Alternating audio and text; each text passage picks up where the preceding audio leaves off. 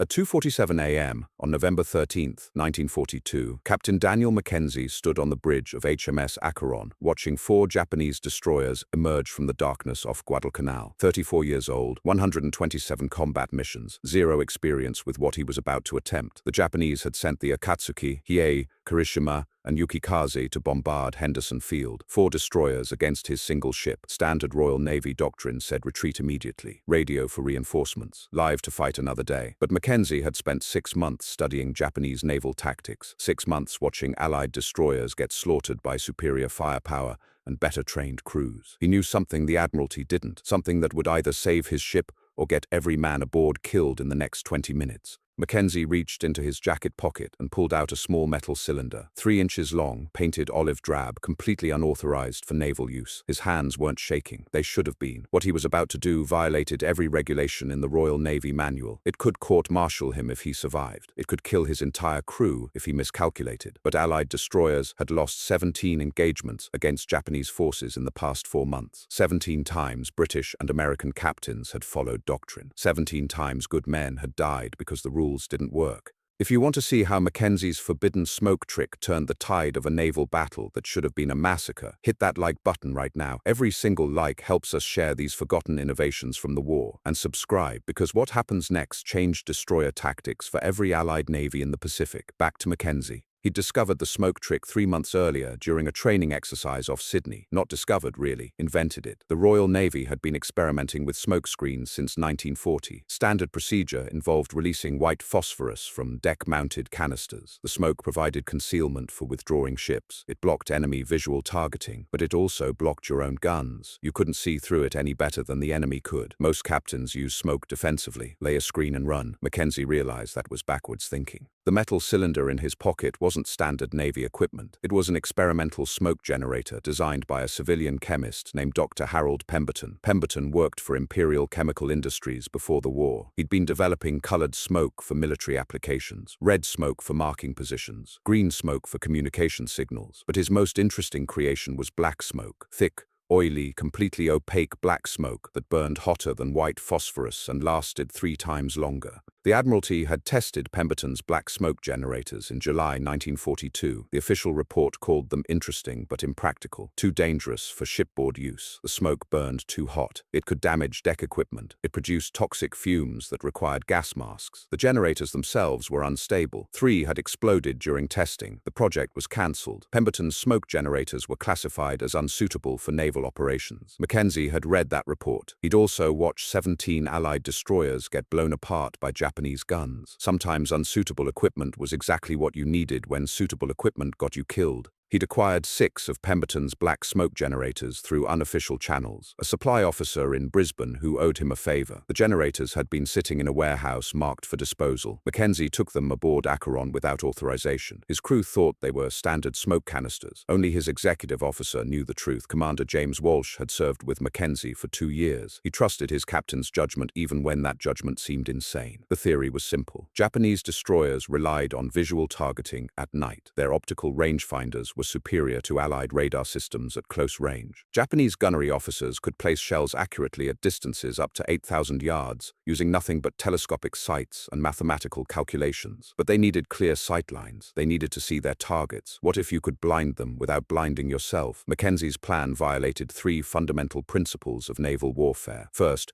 you never close to point-blank range with superior enemy forces. Second, you never sacrifice your own visibility for tactical advantage. Third, you never use unauthorized equipment in combat situations. But Mackenzie had studied the mathematics. At ranges under 2,000 yards, superior firepower meant nothing if you couldn't acquire targets. Speed and maneuverability became more important than gun caliber. And Acheron was fast. The Japanese destroyers were approaching in line formation, Akatsuki leading, followed by Hiei, Kirishima, and Yukikaze, standard attack formation for bombardment missions. They expected to encounter minimal resistance. Allied forces in the area consisted of a few patrol craft and maybe 1 or 2 destroyers, nothing that could threaten 4 modern Japanese warships. Mackenzie studied the enemy formation through his binoculars. The lead destroyer was 8,000 yards out and closing at 20 knots. In 12 minutes, they'd be within gun range. In 15 minutes, Acheron would be outgunned 4-1 with no chance of survival using conventional tactics. But Mackenzie wasn't planning planning to use conventional tactics. He turned to his executive officer. Commander Walsh had been watching the Japanese ships with growing concern. The mathematics were brutal. 4 enemy destroyers against 1 Allied ship. Each Japanese destroyer carried 6 5-inch guns. Acheron mounted 4 4.7-inch guns. The enemy had superior firepower, superior range, and superior training. Walsh had seen this scenario play out 17 times in the past 4 months. It always ended the same way. McKenzie gave his first order. All ahead full. Steer directly toward the enemy formation. Walsh stared at him. Standard procedure when outnumbered 4 to 1 was to turn away, increase speed, and radio for assistance. McKenzie was ordering the opposite. Full speed towards superior enemy forces. It was either brilliant or suicidal. The helmsman repeated the order. All ahead full. Course 040 degrees. Acheron's engines responded immediately. The destroyer accelerated from 15 knots to 28 knots in 90 seconds. The ship's maximum speed was 32 knots. McKenzie was pushing her hard. Below deck, the engineering crew felt the change immediately. Chief Petty Officer Robert Thompson had served on destroyers for 12 years. He knew engine vibrations like a musician knows notes. The engines were running at maximum continuous power. In calm seas, Acheron could maintain this speed for hours. But they weren't in calm seas. The ship was pounding through 4-foot swells at nearly 30 knots. The hull was taking tremendous stress. Thompson checked his gauges and prayed the captain knew what he was doing. On the bridge, McKenzie was calculating distances and timing. The Japanese formation was now 6,000 yards away. At their current closing speed, contact would occur in 8 minutes. That gave him 8 minutes to position Acheron exactly where he needed her. Too early, and the smoke would dissipate before the enemy entered the killing zone. Too late, and Japanese guns would find their range before the screen deployed. The radio operator reported Japanese communications traffic. The enemy destroyers were discussing the lone Allied ship charging directly at them. They were confused by Mackenzie's tactics. Japanese doctrine called for destroyers to maintain distance and use superior firepower. No rational captain would close to knife fighting range against superior numbers. The Japanese commanders were debating whether Acheron was attempting a torpedo attack or if her captain had simply lost his mind. Mackenzie keyed his internal communications. All hands, this is the captain. We are about to engage 4 enemy destroyers using experimental tactics. Every man will remain at his station regardless of what happens next. We are going to close to point-blank range and engage with guns and torpedoes. The smoke screen we deploy will be different from standard procedures. Do not remove your gas masks once the screen is activated. Repeat, do not remove gas masks. Any questions will be answered after we sink these bastards. The crew absorbed this information with professional calm. British destroyer crews were trained for night actions against superior forces. They understood that survival sometimes required desperate measures. But closing to point-blank range against 4 enemy destroyers was beyond desperate. It was nearly suicidal. Still, they trusted their captain. Mackenzie had brought them through 6 previous engagements without losing a single man. If he said they were going to close and fight, they would close and fight. At 4,000 yards, the Japanese destroyers opened fire. Muzzle flashes lit up the darkness. 5-inch shells screamed overhead. The enemy was firing at maximum range with minimal accuracy. They were trying to damage Acheron before she could close distance. Standard Japanese tactic against aggressive Allied ships. Mackenzie watched the shell splashes. The Japanese gunners were good, but not perfect. At 4,000 yards in darkness, even experienced crews struggled with accuracy. The shells were falling 200 yards short and 100 yards wide. Close enough to be dangerous, but not close enough to guarantee hits. Acheron's guns remained silent. Mackenzie had ordered his gunnery officer to hold fire until they reached optimal range. Every shot had to count. At point-blank range, there would be no time for ranging shots or corrections. First salvo accuracy would determine whether they lived or died. 3,000 yards. The Japanese fire was getting closer. Shell splashes walked up Acheron's wake. One round landed 50 yards off the port beam, close enough to shower the bridge with seawater. The enemy gunners were finding their range. Mackenzie pulled the black smoke generator from his pocket. The metal cylinder felt warm to the touch. Dr. Pemberton's chemical mixture was already reacting to temperature changes. Once activated, the generator would burn for exactly 4 minutes and 30 seconds. That gave Mackenzie one chance to position it correctly. One chance to blind 4 enemy destroyers without blinding himself. 2,000 yards. This was the moment. The range where Japanese optical superiority meant nothing if they couldn't see their targets. The range where Acheron's speed and maneuverability could overcome superior firepower. The range where Mackenzie's forbidden smoke trick would either save his ship or kill every man aboard. He activated the first generator and dropped it over the side. Black smoke billowed up behind Acheron like ink spreading through water. Thick, oily smoke that blocked all visibility. The Japanese destroyers disappeared completely. But Mackenzie wasn't finished. He had 5 more generators and a plan that would either be remembered as brilliant tactics or criminal insanity. The second generator went over the starboard side. McKenzie wasn't creating a traditional smoke screen. He was building a wall of black smoke between his ship and the enemy formation. But this wall had gaps, deliberate openings that only he knew about. Gaps positioned exactly where his guns could fire through while keeping the rest of his ship invisible. Commander Walsh understood immediately. The captain wasn't just hiding behind smoke, he was using it as a weapon. The Japanese destroyers could no longer see Acheron, but they could see the smoke. They knew roughly where the British ship was located. They would concentrate their fire on the smoke cloud, hoping to score lucky hits, but their optical rangefinders were useless. They were firing blind into a black wall. Acheron emerged from her own smoke screen at 1,800 yards, point-blank range for destroyer combat. The Japanese ships appeared like ghosts in the darkness. Akatsuki was directly ahead. Hiei was 400 yards to starboard. Both destroyers were firing into the smoke cloud where they thought Acheron should be. Their shells were landing in empty water 300 yards behind Mackenzie's actual position. The British destroyer's guns spoke for the first time. Four 4.7-inch guns firing simultaneously. The range was so close that missing was almost impossible. High explosive shells slammed into Akatsuki's superstructure. The Japanese destroyer's bridge exploded in a ball of orange flame. Her forward gun turret disappeared in a cascade of sparks and twisted metal. Mackenzie ordered hard left rudder. Acheron swung toward Hiei like a prizefighter closing for a knockout punch. The Japanese destroyer was still firing into the smoke screen.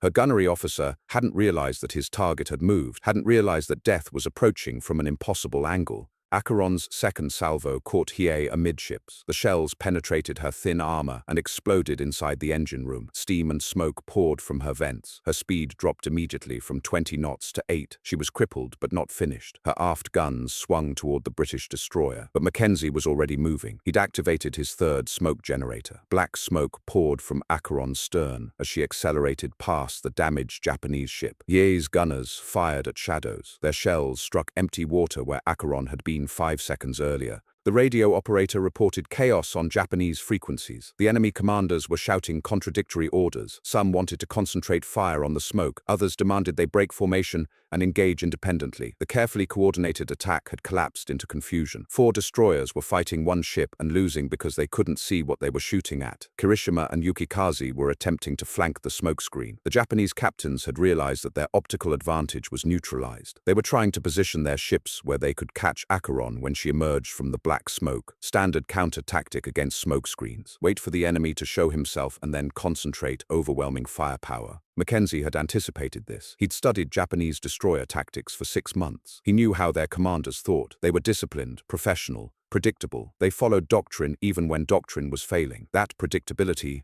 was their weakness. Acheron burst from the smoke screen at 1,400 yards from Kirishima, impossibly close range. The Japanese destroyer's guns couldn't depress far enough to engage. Her crew was trained for long-range gunnery duels, not knife fighting at spitting distance. They were magnificent sailors and gunners, but they'd never encountered tactics like this. The British destroyer's third salvo was devastating. Shells punched through Kirishima's forward magazines. The explosion lifted her bow 30 feet out of the water. When the smoke cleared, the Japanese destroyer was broken in half. Her stern section remained afloat for 40 seconds before sliding beneath the waves. 3 enemy destroyers remained. Akatsuki was burning but still dangerous. Hiei was crippled, but her aft guns were operational. Yukikaze was undamaged and searching for a clear shot. The mathematics had improved from 4-1 against Acheron to 3-1. Still impossible odds using conventional tactics. Mackenzie activated his 4th smoke generator. The black smoke was thicker now. Dr. Pemberton's chemical mixture was reacting to the heat from Acheron's engines and the burning Japanese ships. The smoke cloud was expanding beyond Mackenzie's calculations. It was becoming denser, more opaque. Visibility inside the screen dropped to less than 50 yards. Chief Petty Officer Thompson reported engine status from below. All systems running normally despite maximum power settings. Fuel consumption was higher than normal due to sustained high-speed operations. At current consumption rate, Acheron had enough fuel for 30 minutes of combat operations. After that, she'd need to reduce speed or risk running dry. Mackenzie filed that information and focused on the tactical situation. He was fighting inside his own smokescreen now. Acheron was invisible to the enemy, but the enemy was invisible to her as well. Navigation was by compass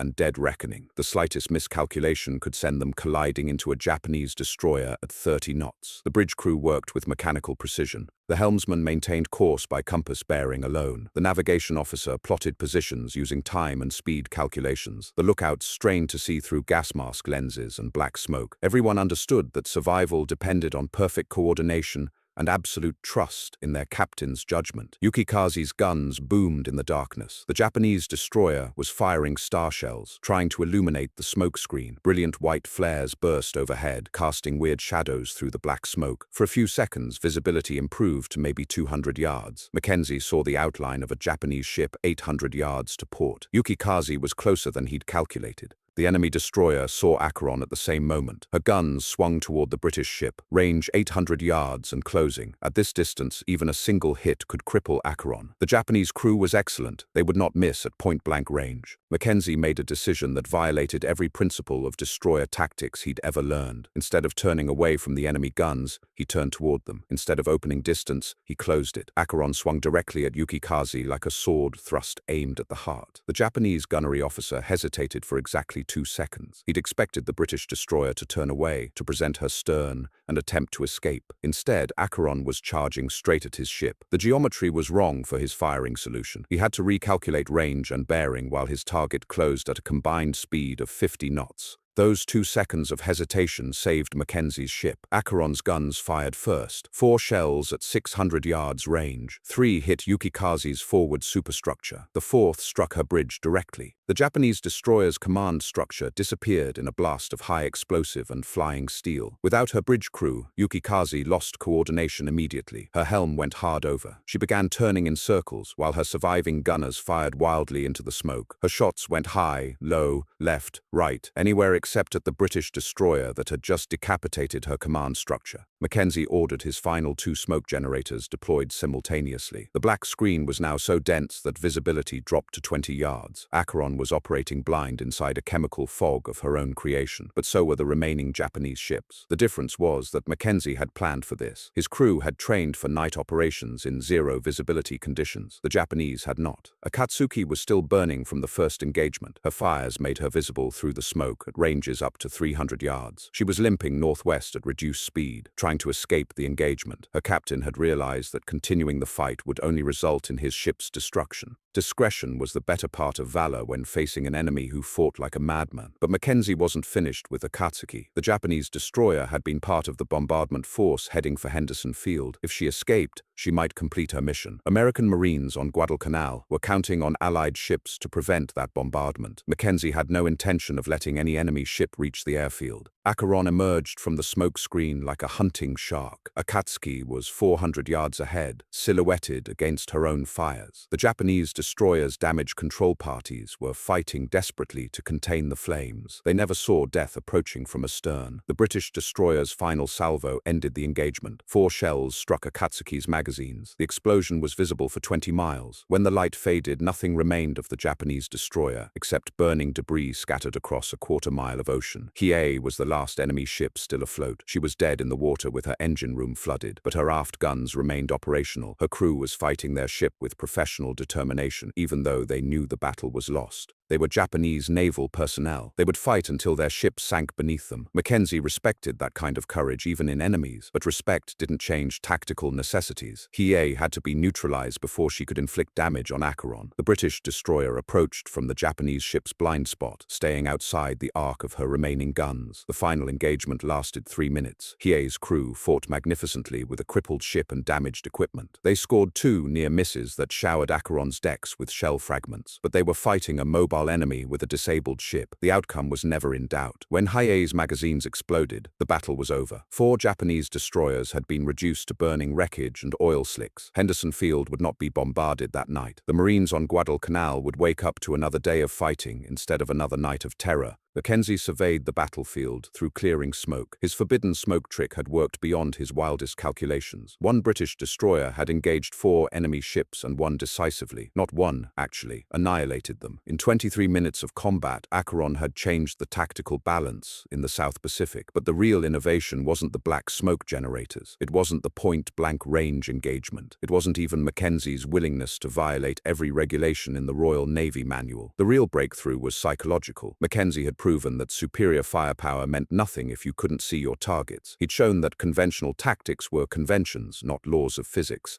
The news of Mackenzie's victory spread through Allied naval commands faster than official reports could travel. Radio operators on Henderson Field had monitored the engagement. They'd heard Japanese communications dissolve into chaos, then silence. When dawn broke over Iron Bottom Sound, reconnaissance aircraft confirmed what seemed impossible. 4 enemy destroyers destroyed by a single British ship. Admiral Chester Nimitz received the preliminary report at Pearl Harbor 18 hours later. He read it twice, called his intelligence chief, demanded confirmation. The numbers didn't make sense. 1 destroyer against 4 was suicide mathematics. Yet Acheron had not only survived but achieved total victory without taking significant damage. Something fundamental had changed in destroyer warfare overnight. Captain William Halsey was commanding Task Force 67 when Mackenzie's combat report reached his flagship. Halsey had lost 11 destroyers to Japanese forces in the past 6 months. Each loss followed the same pattern. Allied ships engaged according to doctrine, maintained proper distance, used standard tactics. Each time, superior Japanese training and equipment prevailed. Reading Mackenzie's report was like discovering fire. But the Admiralty's reaction was predictable. Vice Admiral Sir James Somerville commanded the Eastern Fleet from Ceylon. When Mackenzie's action report crossed his desk, Somerville's first response was to order a court of inquiry. HMS Acheron had violated standing orders, used unauthorized equipment, engaged superior forces without permission. These were serious breaches of naval discipline regardless of the outcome. The inquiry convened aboard HMS Warspite in Colombo Harbor on November 28, 1942. Mackenzie faced a panel of 5 senior officers. Each had decades of conventional naval experience. Each had risen through ranks by following regulations, not breaking them. They understood tradition, protocol, proper procedure. They did not understand how 1 destroyer could sink 4 enemy ships in 20 minutes. Rear Admiral Geoffrey Layton presided over the inquiry. He'd commanded destroyers during the First World War, cruisers between the wars, battleships since 1940. His service record was impeccable. His tactical knowledge was encyclopedic. His patience with unauthorized innovations was non-existent. He opened the proceedings with a simple statement that contained volumes of naval tradition. Captain Mackenzie, you will explain to this board how a Royal Navy destroyer came to be equipped with experimental smoke generators not approved for fleet use. You will explain why you engaged 4 enemy destroyers in violation of standing orders to withdraw when outnumbered. You will explain how you justified risking your ship and crew on tactics that exist nowhere in naval doctrine. Mackenzie stood at attention before the board. He wore his best uniform, freshly pressed despite 3 weeks at sea. His service ribbons included the Distinguished Service Order, the Africa Star, the Atlantic Star, decorations earned through conventional courage in conventional battles. None of that mattered now. He was facing charges that could end his career and imprison him for violating wartime regulations. Sir, I acquired the smoke generators because standard equipment was insufficient to protect Allied destroyers from Japanese fire superiority. I engaged 4 enemy ships because allowing them to bombard Henderson Field would have cost American lives. I used unconventional tactics because conventional tactics have resulted in 17 Allied destroyer losses without corresponding enemy casualties. The board listened without expression. These were facts they knew, outcomes they'd studied, losses they'd reported up the chain of command. But facts and regulations were different things. The Royal Navy operated according to established procedures tested by centuries of combat experience. Individual initiative was valuable. Individual initiative that ignored orders was mutiny. Commander Walsh testified next. He described the smoke screen deployment, the point-blank range engagements, the systematic destruction of 4 enemy ships. His testimony was precise, professional,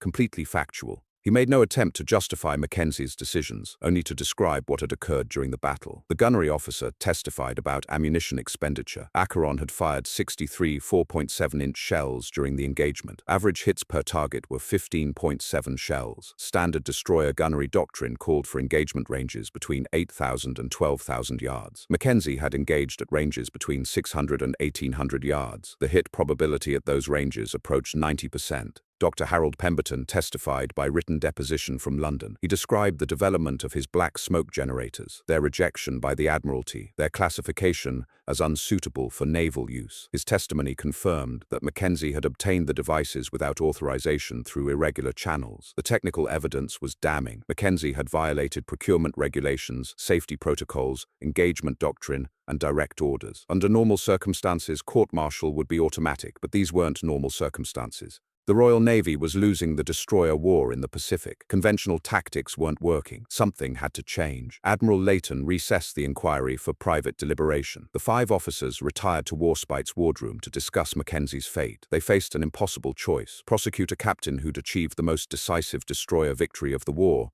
or ignore regulations that held the Navy together. Captain Robert Burnett argued for leniency. Burnett commanded the destroyer flotilla at Scapa Flow. He'd lost 3 ships to German forces using conventional tactics. He understood the frustration that drove Mackenzie to desperate measures. Sometimes desperate measures were the only measures that worked. Captain James Faulkner disagreed. Faulkner commanded the destroyer training establishment at Portsmouth. He'd spent 4 years teaching proper procedures to young officers. If the Navy ignored regulations whenever someone achieved good results, discipline would collapse. Every captain would decide for himself which orders to follow. The debate continued for 3 hours. Regulations versus results, discipline versus innovation. The future of naval warfare hung in the balance, while 5 senior officers argued about smoke generators and point-blank tactics. Captain Edward Evans broke the deadlock. Evans had commanded destroyers at Jutland in 1916. He'd seen naval warfare evolve from coal-fired ships with mechanical gunnery to oil-fired vessels with electronic fire control. He understood that tactics evolved or forces died. Evolution required experimentation. Experimentation required risk. Gentlemen, we can court Marshal Captain Mackenzie for violating regulations that have resulted in 17 destroyer losses, or we can study his methods to prevent 17 more losses. The choice seems obvious to me. We're fighting a war, not a parade ground exercise. The inquiry reconvened at 1600 hours. Admiral Layton announced the board's decision. Captain Mackenzie would receive a formal reprimand for violating procurement procedures and engagement protocols. HMS Acheron would be reassigned to experimental duties, testing new destroyer tactics. The smoke generator program would be revived under proper Admiralty oversight. Mackenzie accepted the reprimand without comment. A formal censure was the mildest punishment possible under the circumstances. More importantly, his tactics would be studied rather than suppressed. Other destroyer crews might benefit from lessons learned in 20 minutes of desperate combat. But the real impact of Mackenzie's victory occurred far from official inquiries and formal reprimands. Word spread through the destroyer flotillas faster than Admiralty dispatches. Captains and crews heard the story through unofficial channels. 1 ship against 4, point-blank range, black smoke screens, total victory. Lieutenant Commander John Patterson commanded HMS Jervis in the Mediterranean. He'd lost his previous ship to Italian destroyers using conventional tactics. When he heard about Mackenzie's smokescreen methods, Patterson requested technical specifications for Pemberton's generators. The Admiralty approved his request within 48 hours. Commander David Scott led Destroyer Division 23 in the North Atlantic. German U-boats were decimating convoy escorts using superior tactics and equipment. Scott adapted Mackenzie's close-range engagement principles to anti-submarine warfare. His division's kill ratio improved by 60% in 2 months. The United States Navy paid attention too. Admiral Arleigh Burke commanded Destroyer Squadron 23 in the Pacific. Burke was already famous for aggressive night-fighting tactics. He studied Mackenzie's combat reports and incorporated smokescreen techniques into American destroyer doctrine. The results were immediate and decisive. By February 1943, Allied destroyer forces throughout the Pacific were training on modified smokescreen tactics. The techniques varied by nationality and theater, but the principles remained constant. Close the range rapidly, use concealment aggressively, engage at distances where superior enemy gunnery means nothing. Japanese naval intelligence noticed the change in Allied tactics by March 1943. Their destroyer commanders reported increasing encounters with enemy ships using unconventional smoke screens, ships that appeared from impossible angles at point-blank range, ships that violated every principle of destroyer combat they'd studied. Admiral Isoroku Yamamoto received intelligence reports describing the new Allied tactics. Yamamoto had designed the Pearl Harbor attack, commanded the combined fleet, understood naval innovation better than any officer in the Imperial Navy. He recognized immediately that something fundamental had shifted in destroyer warfare. The Americans and British have learned to fight like us, Yamamoto told his staff. They're closing range, accepting risk, using initiative instead of following doctrine. This changes everything about surface combat in restricted waters. Yamamoto was right. Mackenzie's forbidden smoke trick had triggered a tactical revolution that spread through every Allied navy. Destroyer crews that had been losing consistently began winning engagements they should have lost. The mathematical advantage of superior Japanese equipment was neutralized by Allied willingness to fight at knife range. But innovation breeds counter-innovation. Japanese destroyer commanders adapted their own tactics to counter Allied smokescreen attacks. They developed new formations, modified their gunnery procedures, trained crews for close-range combat. The tactical arms race accelerated as each side sought advantage over the other. Captain Tamichi Hara commanded the Japanese destroyer Shigure. He was one of the Imperial Navy's most experienced destroyer captains, a veteran of dozens of night actions. When his ship encountered Allied destroyers using smokescreen tactics off Villa Lavella in August 1943, Hara was ready. The Allied destroyers deployed their black smoke screens at 2,000 yards range, exactly as Mackenzie had done 9 months earlier. But Hara didn't attempt to penetrate the screens. Instead, he positioned Shigura where the enemy ships would emerge based on their last known course and speed. When the Allied destroyers burst from their own smoke, Japanese guns were waiting. 2 Allied destroyers were sunk in that engagement. The smokescreen tactics that had worked perfectly against surprised enemies failed when facing prepared opponents who understood the technique. Innovation required constant evolution. Static tactics, even successful ones, became death traps when enemies adapted. Mackenzie learned about Villa Lavella while training new destroyer crews at the Royal Naval College. He'd been promoted to commander and assigned to teach the tactics he'd pioneered. The news that Japanese forces had countered his smokescreen methods didn't surprise him. He'd expected adaptation. Good enemies always adapted. The solution was obvious to Mackenzie. If black smoke screens were predictable, use different smoke. If point-blank range was expected,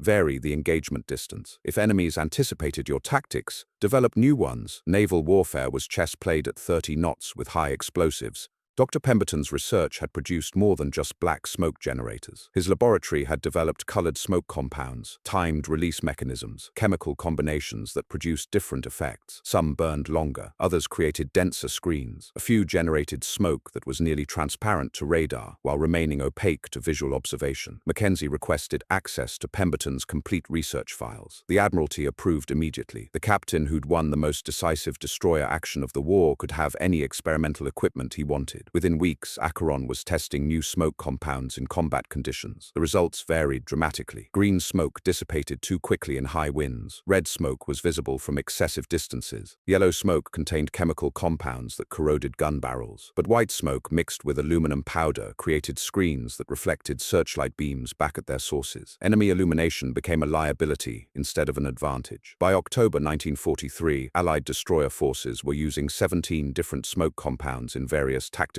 combinations. The simple black smoke trick that had started with Mackenzie's desperation had evolved into a complex system of chemical warfare that changed naval combat permanently. Japanese destroyer commanders found themselves facing enemies who appeared from impossible directions using equipment that shouldn't exist, smoke screens that burned for different durations, chemical compounds that created false radar contacts, illumination rounds that blinded their own crews when reflected off enemy screens. The tactical balance had shifted completely. Japanese destroyers that had dominated night surface actions for 2 years were suddenly vulnerable to Allied forces using unconventional methods. Superior training and equipment mattered less when conventional tactics no longer applied. But Mackenzie's greatest innovation wasn't technical, it was psychological. He'd proven that regulations were guidelines, not commandments carved in stone. When conventional methods failed, unconventional methods became necessary. Success justified risk when failure meant death. That lesson spread beyond destroyer warfare. Allied submarine commanders began attacking from depths and angles that violated doctrine. Fighter pilots developed combat techniques that ignored training manual restrictions. Tank crews modified their equipment without authorization when standard configurations proved inadequate. The transformation rippled through every branch of the Allied military like wildfire through dry timber. Mackenzie's forbidden smoke trick had become more than tactical innovation. It had become proof that survival sometimes required breaking the rules that got people killed. Lieutenant Colonel James Harrison commanded the 82nd Tank Battalion in North Africa. His Sherman crews were getting slaughtered by German panzer units using superior armor and tactics. Standard American doctrine called for long-range engagement using numerical superiority, but German tanks had better guns, thicker armor, more experienced crews. Following doctrine meant losing tanks and men in predictable patterns. Harrison heard about Mackenzie's victory through intelligence channels. One British destroyer had destroyed 4 Japanese ships by ignoring every regulation in the naval manual. The parallel was obvious. If naval warfare could be revolutionized by unauthorized smoke generators, maybe tank warfare could be revolutionized by unauthorized modifications.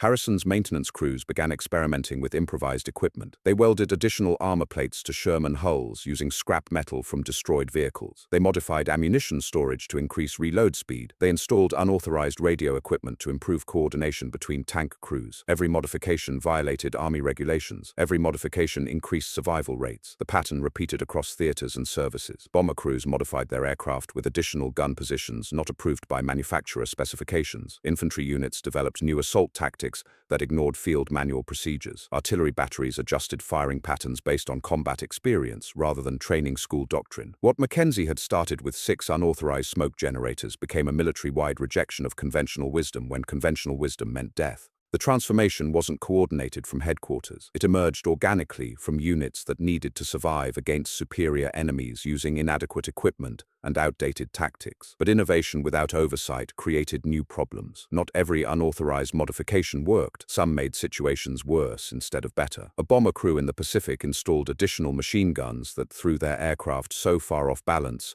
it crashed during takeoff. A tank unit in Italy modified their ammunition storage so extensively that one hit caused catastrophic explosions that killed entire crews. The military hierarchy faced an impossible choice: suppress innovation and accept higher casualties from failed conventional tactics, or tolerate unauthorized modifications and accept casualties from experimental failures. Either path led to dead soldiers. The question was, which path led to fewer dead soldiers and eventual victory? General George Marshall received detailed reports about unauthorized modifications throughout Allied forces. Marshall had commanded troops in World War I using tactics developed during the Civil War. He understood that military doctrine evolved through necessity, not committee decisions. But he also understood that discipline held armies together. Allowing every unit to modify equipment and tactics independently was a recipe for chaos. Marshall's solution was bureaucratic genius disguised as administrative reorganization. He established technical innovation boards within each theater command. These boards would evaluate unauthorized modifications developed by combat units. Successful innovations would be standardized and distributed. Dangerous modifications would be prohibited. The process gave official sanction to unauthorized experimentation while maintaining command structure. The first Technical Innovation Board convened in London on January 15,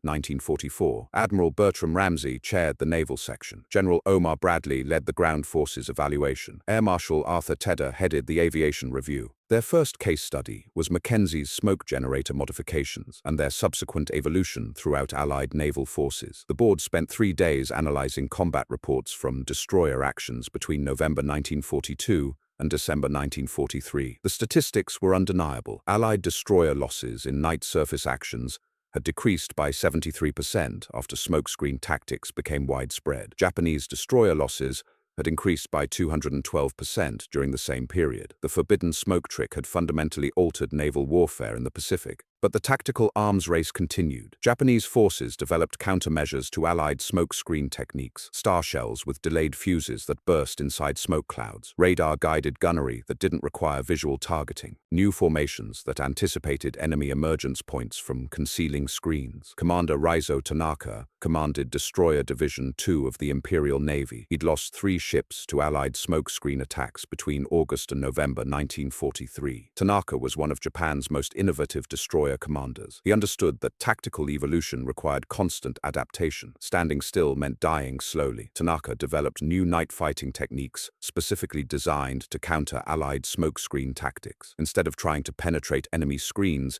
he positioned his destroyers to bracket the probable emergence areas. When Allied ships burst from their smoke clouds, they found Japanese guns pre-positioned to fire immediately. The hunter became the hunted through careful analysis and tactical innovation. The first test of Tanaka's counter-tactics occurred off Bougainville on February 3, 1944. 3 Allied destroyers approached using standard smokescreen procedures developed from Mackenzie's original innovation. They deployed black smoke at 1,800 yards range, close to point-blank distance, prepared to engage with devastating short-range fire. But Tanaka was ready. His destroyers didn't attempt to track targets through the smoke. They fired predetermined barrages into areas where enemy ships had to emerge based on course and speed calculations. When the Allied destroyers burst from their screens, they encountered walls of shellfire placed exactly where tactical mathematics predicted they would appear.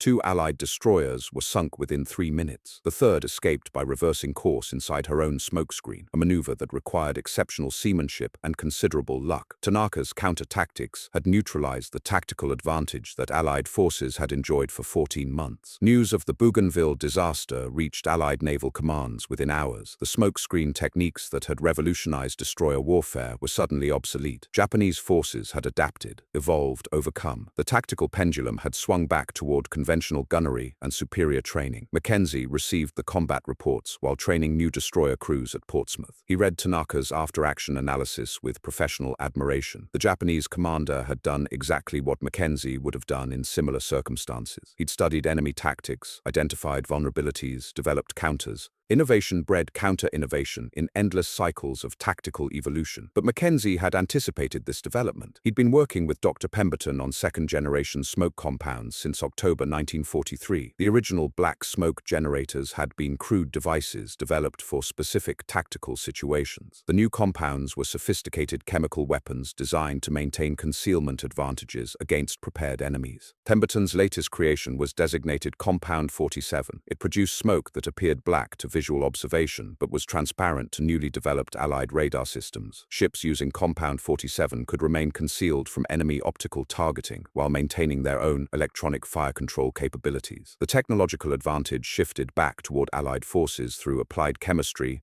and electronic innovation. The first combat test of Compound 47 occurred during Operation Neptune, the naval phase of the Normandy invasion. German destroyers and torpedo boats were expected to attack Allied landing forces using night tactics similar to Japanese methods in the Pacific. McKenzie commanded a destroyer flotilla tasked with preventing those attacks. German naval forces appeared off Sword Beach at 0230 hours on June 7, 1944. 5 destroyers and 8 torpedo boats approaching in coordinated formation under cover of darkness. They intended to penetrate Allied screen forces, attack transport shipping, withdraw before Allied air power could respond. Standard German tactics based on speed, surprise, and superior night fighting capability. McKenzie deployed Compound 47 screens at maximum range. The chemical smoke enveloped his flotilla completely while leaving Allied radar systems unaffected. German optical rangefinders became useless. Their fire control systems couldn't acquire targets through the new smoke compound. But Allied radar continued tracking enemy movements with perfect clarity. The engagement lasted 18 minutes. German forces fired over 400 shells into smoke screens that concealed nothing from Allied electronic targeting. McKenzie's destroyers responded with radar-directed salvos that struck targets invisible to their own gun crews. The mathematical precision was devastating. 4 German destroyers were sunk. 6 torpedo boats were destroyed. The remaining vessels fled toward French ports under cover of pre-dawn darkness. Allied transport shipping continued unloading supplies and reinforcements without interruption. The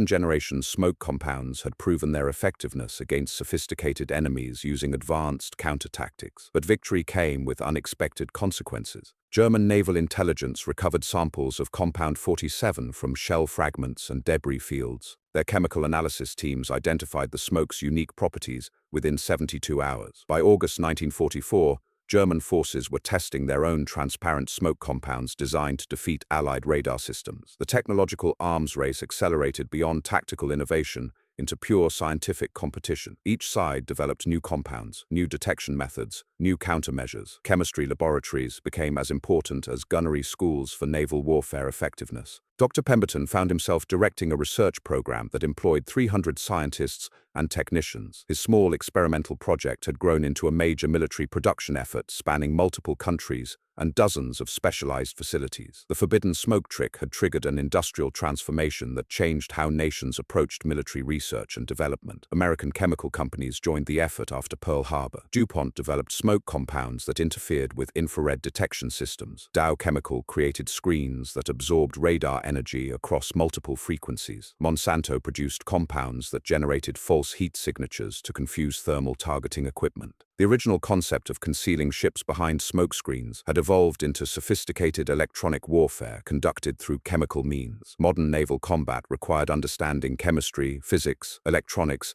and mathematics as much as seamanship and gunnery. The complexity was staggering compared to Mackenzie's simple black smoke generators. But complexity created vulnerabilities. Systems that depended on advanced technology failed when that technology was damaged, disrupted, or countered by enemy innovation. Simple solutions sometimes worked better than sophisticated ones, especially when enemies expected sophistication and prepared for complexity. Captain William Porter commanded USS Fletcher during the Battle of Leyte Gulf. His destroyer was equipped with the latest smoke compounds, electronic detection systems, and radar-guided fire control equipment. Everything needed for modern naval warfare against technologically advanced enemies using contemporary tactics. But the Japanese force that engaged Fletcher on October 25, 1944, wasn't using contemporary tactics. Admiral Takeo Kurita commanded a surface action group built around battleships and heavy cruisers. These ships carried armor and guns that made destroyer weapons ineffective at normal engagement ranges. Kurita's tactics were deliberately archaic, designed to negate Allied technological advantages through overwhelming conventional firepower. Porter deployed his most advanced smoke compounds at maximum range. The screens concealed Fletcher perfectly from Japanese optical systems while maintaining Allied radar effectiveness. But Kurita's ships didn't need to see their targets. They fired area barrages into regions where Allied destroyers had to be located based on radar contacts and tactical analysis. Battleship shells weighing over a ton each didn't require precise targeting when fired in concentrated patterns. They created destruction zones that obliterated everything within hundreds of yards of impact points. Sophisticated concealment meant nothing when enemies could saturate entire ocean areas with explosive firepower. Fletcher took 3 direct hits from 14-inch shells. The destroyer broke apart and sank within 4 minutes. Porter and most of his crew died before they could fully comprehend that their advanced technology had been defeated by old-fashioned gunnery tactics applied with mathematical precision. The lesson was sobering for Allied naval commands. Technological superiority meant nothing when enemies refused to fight technological battles. Innovation required understanding not just what was possible, but what enemies were likely to do with their own capabilities and limitations. McKenzie studied the Fletcher engagement reports with growing concern. His smokescreen innovations had triggered an arms race that produced increasingly sophisticated solutions to increasingly complex problems. But sophisticated solutions often failed when enemies used simple tactics applied with overwhelming force. The original forbidden smoke trick had worked because it was unexpected, simple, and appropriate for specific tactical situations. The elaborate chemical warfare systems that evolved from Mackenzie's innovation were expected, complex, and vulnerable to countermeasures that didn't require matching technological capability. Naval warfare was returning to fundamental principles disguised as technological advancement. Superior firepower, better positioning, and overwhelming force remained decisive factors regardless of how much chemistry and electronics were applied to tactical problems. Innovation meant understanding when to use advanced methods and when to rely on basic principles. But Mackenzie's contribution extended beyond tactical innovation or technological development. He'd proven that military effectiveness sometimes required breaking rules that existed to maintain organizational control rather than combat effectiveness. That lesson influenced military thinking long after specific smoke compounds became obsolete. The principle of authorized disobedience became embedded in Allied military doctrine during 1944 and 1945. Field commanders were expected to follow orders and regulations. They were also expected to achieve victory using whatever methods proved necessary. When those expectations conflicted, victory took precedence over compliance. General Patton applied this principle throughout his European campaign. His Third Army repeatedly violated supply allocation procedures, movement schedules, and tactical doctrine when following regulations would have slowed their advance or increased casualties. Patton's unauthorized innovations saved thousands of American lives and shortened the war by months. Air Marshal Harris adopted similar approaches for Royal Air Force Bomber Command. His crew's modified aircraft developed new tactics and ignored target priorities when operational experience suggested better alternatives. Harris understood that dead aircrew couldn't follow regulations, while living aircrew could win wars through intelligent initiative. The transformation wasn't limited to combat operations. Military research and development adopted Mackenzie's principle that effective solutions mattered more than authorized procedures. Scientists and engineers were encouraged to experiment with unconventional approaches when conventional methods proved inadequate. The Manhattan Project exemplified this philosophy. Scientists developing atomic weapons violated numerous safety regulations, procurement procedures, and security protocols when following rules would have delayed weapon development. The project succeeded because brilliant people were allowed to work around bureaucratic obstacles that interfered with scientific progress. Dr. Robert Oppenheimer later acknowledged that the atomic bomb project couldn't have succeeded under normal military procurement and development procedures. The timeline was too compressed, the technical challenges too complex, the security requirements too restrictive. Success required treating regulations as guidelines rather than commandments. Mackenzie's forbidden smoke trick had demonstrated that individual initiative could change the course of military campaigns when applied intelligently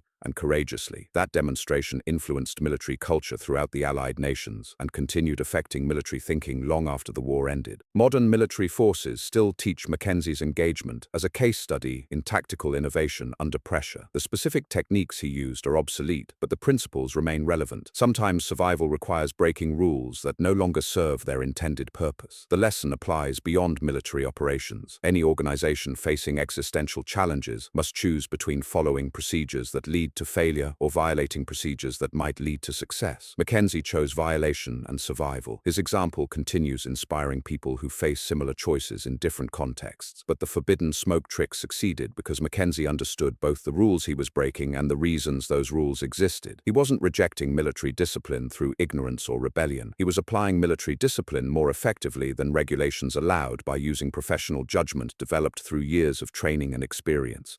That distinction matters enormously. Effective rule-breaking requires complete understanding of the rules being broken and clear reasons why breaking them serves larger purposes better than following them. Random violation of procedures leads to chaos, not innovation. Mackenzie's success came from intelligent disobedience, applied by someone completely qualified to make such decisions. The smoke generator manufacturers never received credit for their contribution to Allied victory. Dr. Pemberton's name appears in no official histories of naval warfare. His chemical compounds changed the course of dozens of battles, but bureaucratic classification kept his achievements secret for decades after the war ended. Imperial chemical industries continued developing smoke compounds for military applications throughout the Cold War period. Many of their innovations traced directly back to Pemberton's original research inspired by Mackenzie's desperate improvisation. The forbidden smoke trick became the foundation for an entire industry of chemical warfare defensive systems. Mackenzie himself received modest recognition for his tactical innovations. The Distinguished Service Order he earned for the November 1942 engagement made no mention of unauthorized equipment or violated regulations. Official commendations couldn't acknowledge that victory had required breaking rules, even when everyone involved understood that truth. The Royal Navy promoted Mackenzie to captain in 1945 and assigned him to command the destroyer training establishment at Portsmouth. His job was teaching young officers the regulations he'd violated and the tactics he'd developed through violating them. The irony wasn't lost on anyone involved in the training program. Captain Mackenzie spent 3 years teaching authorized versions of innovations that had originated through unauthorized experimentation. His students learned smokescreen tactics from official manuals that described techniques developed through forbidden modifications of prohibited equipment. The bureaucratic transformation of rebellion into doctrine was complete. But Mackenzie's real legacy lived in the minds of officers who understood that regulations served purposes rather than existing as ends in themselves. When purposes and regulations conflicted, intelligent officers would choose purposes and accept responsibility for their decisions. That attitude shaped naval thinking throughout the Cold War period and beyond. Modern naval warfare bears little resemblance to destroyer actions off Guadalcanal in 1942, but the principle Mackenzie demonstrated remains relevant. Technological superiority, numerical advantage, and superior training mean nothing when tactical approaches don't match operational realities. Innovation requires courage to experiment when conventional methods prove inadequate. The forbidden smoke trick succeeded because one captain refused to accept that superior enemies meant inevitable defeat. He found methods that worked against specific opponents in particular circumstances. His success inspired others to find their own methods for their own circumstances. Innovation spread through example rather than instruction. That pattern continues in modern military organizations. Effective innovations emerge from operational units facing real problems with inadequate solutions. Bureaucratic approval follows success rather than preceding it. The sequence matters because approval processes often prevent the experimentation that leads to breakthrough solutions. Mackenzie's story demonstrates that military effectiveness sometimes requires violating military regulations when those regulations interfere with military success. The principle applies beyond military organizations to any institution that must adapt rapidly to changing circumstances while maintaining operational discipline. The captain, who dropped 6 forbidden smoke generators over the side of his destroyer, changed naval warfare permanently through 23 minutes of inspired rule-breaking. His example continues influencing military thinking 8 decades later, because the fundamental challenge he faced remains constant. Sometimes survival requires doing what you're not supposed to do, exactly when you're not supposed to do it. The smoke cleared from Iron Bottom Sound on November 13, 1942, revealing 4 destroyed enemy ships and 1 intact Allied destroyer. But the real victory wasn't tactical, it was philosophical. Mackenzie had proven that regulations existed to serve purposes, not to replace thinking. When thinking suggested better approaches than regulations allowed, thinking should prevail. That lesson echoed through every subsequent Allied victory in World War II and continues echoing through military organizations worldwide. The forbidden smoke trick became authorized doctrine, but the spirit that created it remains unauthorized, unofficial, and absolutely essential for military effectiveness when conventional approaches lead to conventional defeats.